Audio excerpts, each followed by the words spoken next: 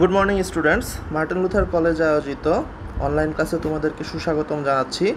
আজকে আমরা biology second paper প্রাণীবিদ্যা এর চ্যাপ্টার 2 এর ঘাসফড়িং সম্পর্কে জানব। ঘাসফড়িংয়ের বেশ কিছু টপিক সম্পর্কে লাস্ট ক্লাসে পড়িয়েছি। আজকে একটা নতুন টপিক সম্পর্কে পড়ব, সেটা হচ্ছে ঘাসফড়িংয়ের সংবহন, বা আরও সহজ ভাষায় বলতে গেলে ঘাসফড়িংয়ের সার্কুলেশন অথবা হচ্ছে ঘাসফড়িংয়ের রক্ত সংবহন প্রক্রিয়া। মূলত যে কোনো প্রাণীর রক্ত সংবহন প্রক্রিয়া বলতে গেলেই দুই ধরনের রক্ত সংবহন প্রক্রিয়ার কথা চলে আসে।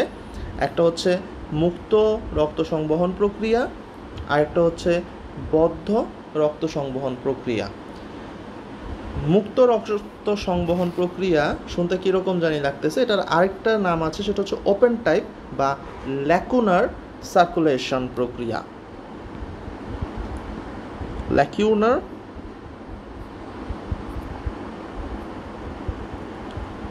Circulation process. আর বদ্ধ সংবহন বা ক্লোজড টাইপ রক্ত সংবহন, ক্লোজড টাইপ সার্কুলেশন প্রসেস। জীবদেহের মূলত প্রয়োজনীয় উপাদান, পুষ্টিদ্রব্য, হরমোন ইত্যাদি মূলত এই রক্তের মাধ্যমেই দেহকোষে পৌঁছায়।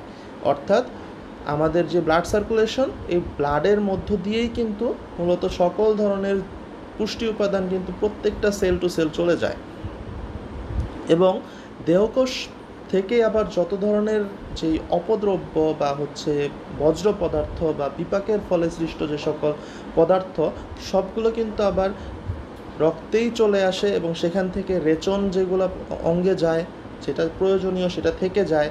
তো এইভাবেই কিন্তু টোটাল যে প্রসেস, সার্কুলেশন প্রসেস, এটাকেই বলা হয় রক্ত সংবহন বা সংবহন প্রক্রিয়া। মূলত মুক্ত সংবহন আর বদ্ধ সংবহনের মধ্যে হচ্ছে সবচাইতে প্রধান যে পার্থক্য, সেটা হচ্ছে একটাতে দেখা যায় রক্ত সংবহনের ক্ষেত্রে কোনো ধমনী বা শিরা বা কৈশিক নালী নেই। আবার আরেক ধরনের যে সংবহন, সেটাতে দেখা যায় হৃৎপিণ্ড, ধমনী, শিরা সবগুলোই আছে। মুক্ত সংবহনে, যেটা আমরা ঘাসফড়িংয়ের ক্ষেত্রে দেখব, সেখানে কোনো সুনির্দিষ্ট ধমনী, শিরা বা কৈশিক নালিকা থাকবে না। অর্থাৎ রক্তটা সারা দেহে সঞ্চালিত হয়ে যাবে এবং মুক্ত অবস্থায় থাকবে। এই কারণেই এটাকে বলা হয় মুক্ত সংবহন বা ল্যাকিউনার সার্কুলেশন প্রসেস। মানুষের ক্ষেত্রে আমরা মূলত দেখি বদ্ধ সংবহন প্রক্রিয়া। অর্থাৎ আমাদের শরীরে শিরা আছে, ধমনী আছে, কৈশিক জালিকা আছে, রক্তটা তার মধ্য দিয়েই সুনির্দিষ্ট পথে যাতায়াত করে। তো ঘাসফড়িংয়ের ক্ষেত্রে রক্ত সংবহন মুক্ত ধরনের, এটাতে মূলত হচ্ছে তিনটা প্রধান অংশে ভাগ করা যায়। এক নাম্বার হচ্ছে হিমোসিল, দুই নাম্বার হচ্ছে হিমোলিম্ফ, তিন নাম্বার হচ্ছে পৃষ্ঠীয় বাহিকা। হিমোসিল শব্দটা মূলত হচ্ছে দেহগহ্বরকে বোঝায়। হিমোলিম্ফ বলতে বোঝায় মূলত যেই তরল পদার্থ অর্থাৎ রক্ত, যেটার মাধ্যমে এই যে সংবহন প্রক্রিয়াটা সম্পন্ন হয় সেটি।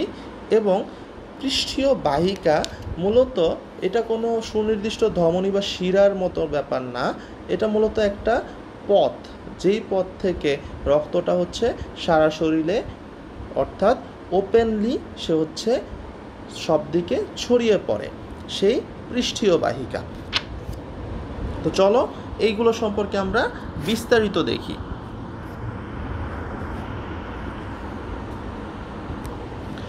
হিমোসিল। হিমোসিল মূলত কি? হিমোসিলটা হচ্ছে গ্রিক একটা ওয়ার্ড। এটাতে দুইটা পার্ট আছে। একটা হচ্ছে হিমা, যার অর্থ হচ্ছে রক্ত, আরেকটা হচ্ছে কৈলোমা বা গহ্বর। অর্থাৎ একত্রে বলতে গেলে আমরা বলতে পারি সেটা হচ্ছে রক্ত গহ্বর।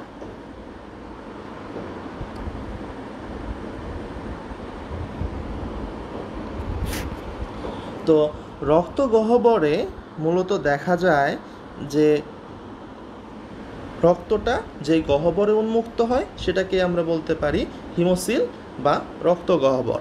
ঘাসফড়িংয়ের হিমোসিল মূলত হচ্ছে 2টি অনুপ্রস্থ পর্দা দিয়ে এবং 3টা প্রকোষ্ঠ বা সাইনাসে বিভক্ত থাকে।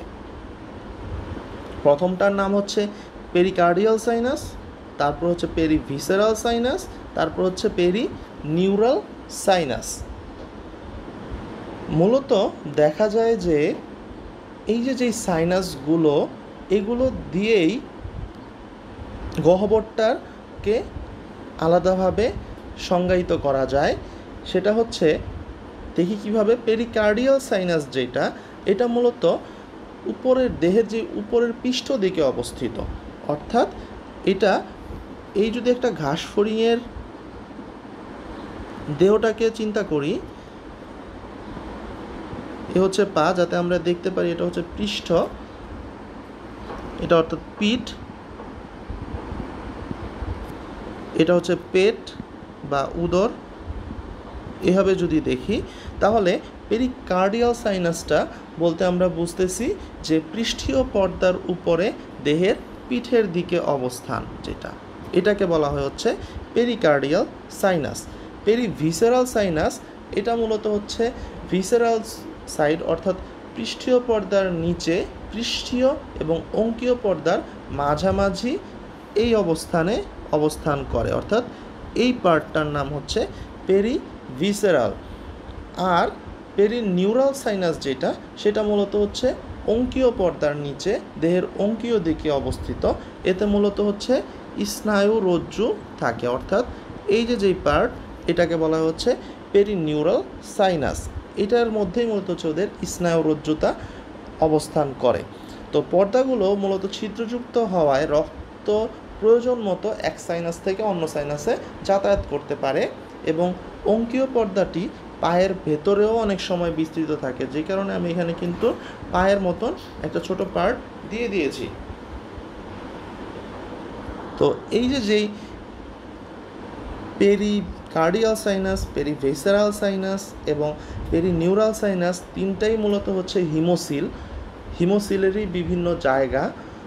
এই কারণেই হিমোসিল পড়াতে গেলে এই 3টা পার্ট জানতে হবে। এবং হিমোসিল নিয়ে যদি আমরা উপর ক্লাসে, অর্থাৎ পরবর্তী ক্লাস তোমরা অনার্স মাস্টার্সে যদি পড়তে যাও, তাহলে দেখবা যে হিমোসিলে এই 3টা পার্টের নাম না জানলে তোমরা কিছুই বুঝবা না। এই যে হিমোসিলের প্রধান কাজ কি? এটা মূলত হচ্ছে দেহের বিভিন্ন অঙ্গ, অর্থাৎ যেই দেহের ভেতরের যে সকল অঙ্গগুলো, সেই অঙ্গগুলোকে ধারণ করে। অর্থাৎ এটার যে প্রধান কাজ হচ্ছে 1 নাম্বার কাজ হচ্ছে এটা ধারণ করা, অঙ্গ ধারণ।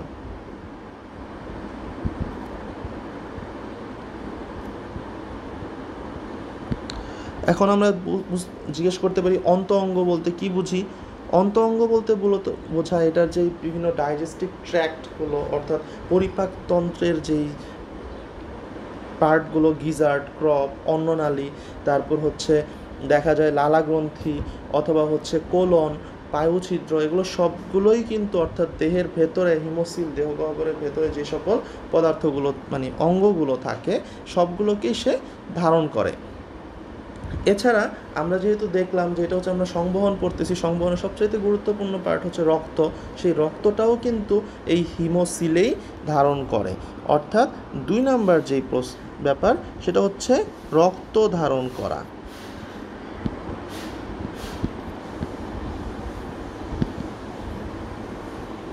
রক্ত ধারণ করা বা রক্তলসিকা ধারণ করা।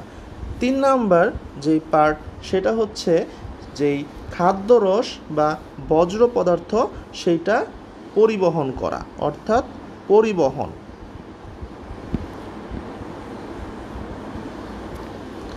সে হচ্ছে মূলত হচ্ছে কমিউনিকেশন করে থাকে। কি সেটাও লিখে দিই। একটা হচ্ছে খাদ্য, আরেকটা হচ্ছে বজ্র পরিবহন। এটা হচ্ছে 3 নাম্বার কাজ এই হিমোসিলের।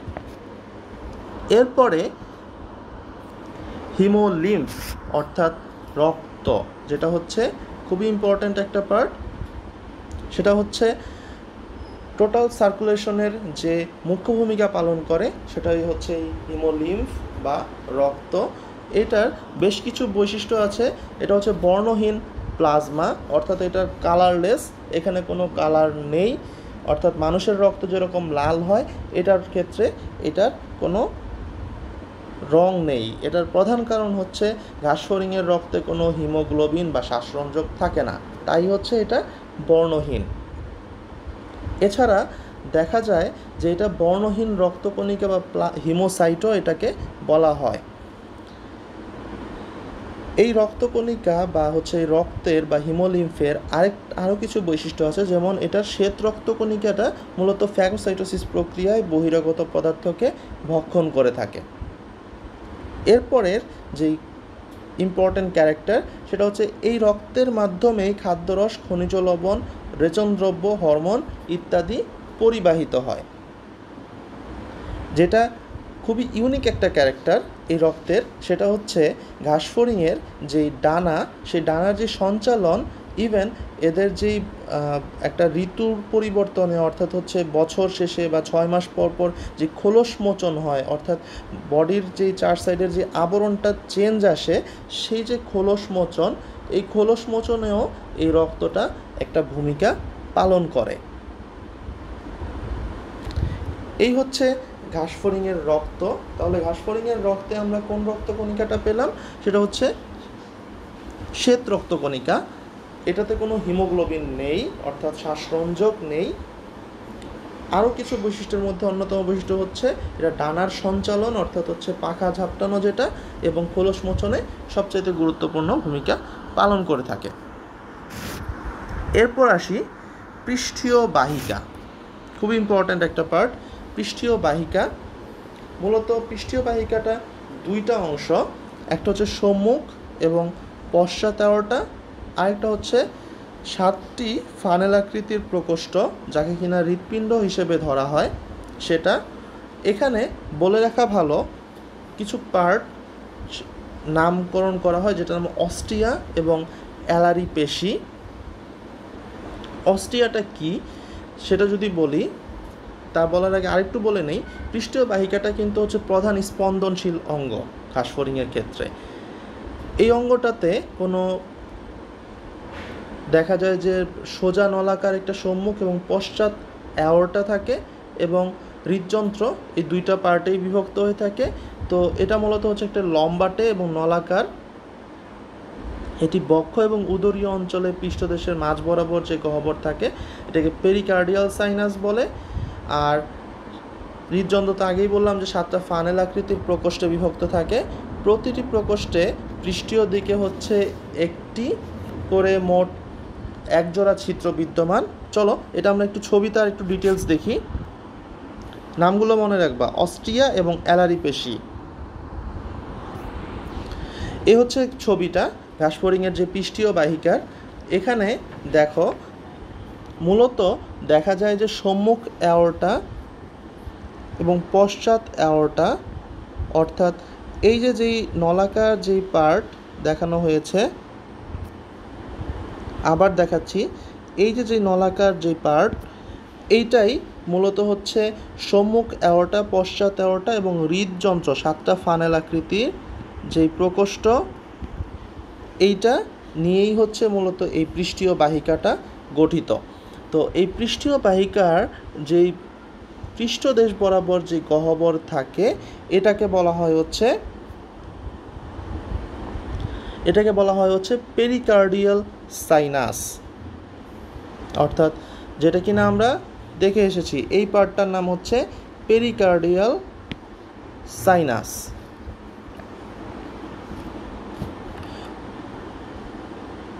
এই হৃদযন্ত্রটি মূলত হচ্ছে 7টা ফানেল আকারের যে প্রকোষ্ঠ, 1 number, 2 number, 3 number, 4 number, 5 number, 6 number, 7 number, total 7টা ফানেল আকৃতির কিন্তু প্রকোষ্ঠ দ্বারা বিভক্ত থাকে। প্রতিটি প্রকোষ্ঠ পার্শ্বীয় দিকে একটা করে মোট 1 জোড়া ছিদ্র বিদ্যমান থাকে, অর্থাৎ পার্শ্বীয় দেশে প্রত্যেকটাতেই কিন্তু ছিদ্র আছে পার্শ্বীয় দেশে, এবং এই ছিদ্রগুলোর নামই হচ্ছে অস্টিয়া।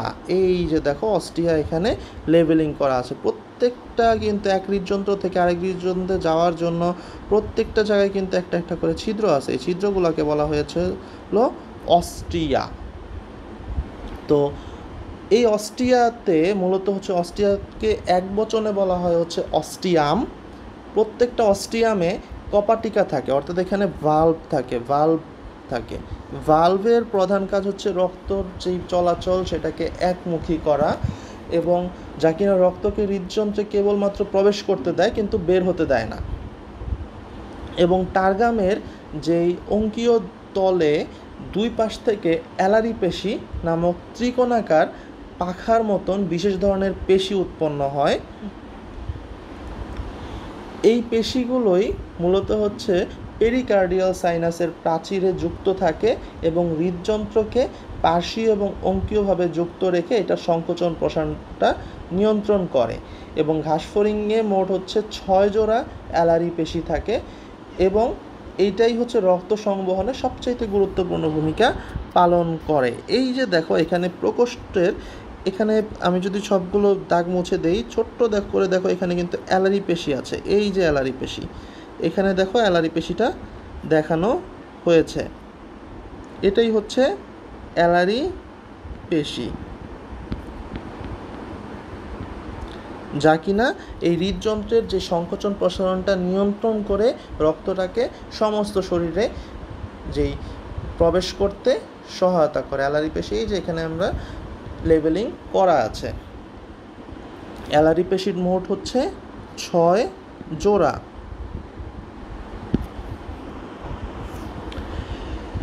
ঘাসফড়িংয়ের এই রক্ত সংবহনের তাহলে যে পার্টগুলো আশা করি বুঝতে পেরেছ।